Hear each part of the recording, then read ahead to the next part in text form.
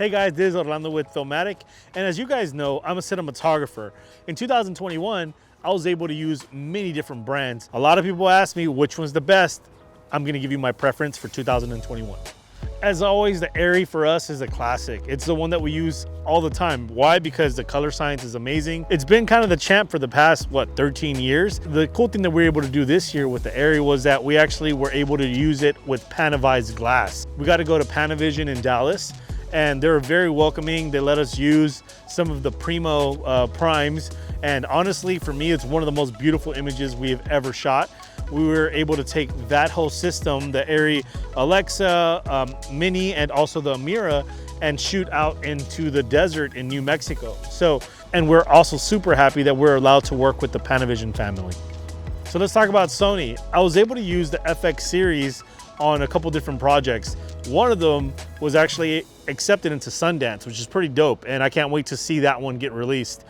I also got to film for a network show on the FX6 and the FX9 series. What's really cool about that series is that it's slowly becoming an industry standard for all broadcasts.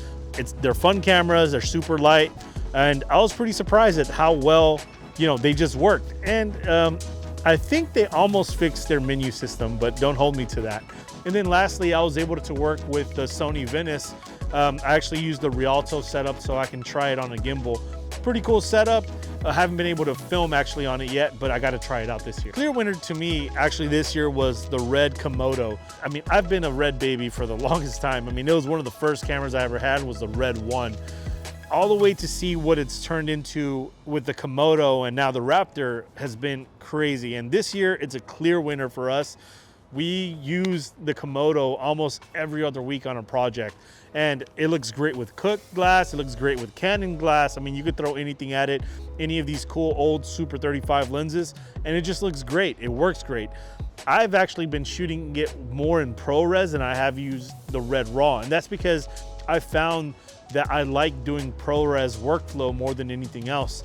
And I think it's a clear winner because it's lightweight. I can almost always have two on a shoot because of the budget. And honestly, it's just an overall awesome camera. So if you got a Komodo, congrats. I think that one's gonna go places. And the last one, I think I was pleasantly surprised by the Canon brand. The Canon C300 was actually a tank and a workhorse. I was able to put this really awesome Canon 15.5 to 47 lens on, and also the 30 to 105. I used it for a commercial where I had to chase after a photographer and pretty much get a lot of his same shots that he was getting, and he was on the Canon system. I just think if you have a C300, it's a good bet. Actually, for 2022, I think it's gonna be a good camera.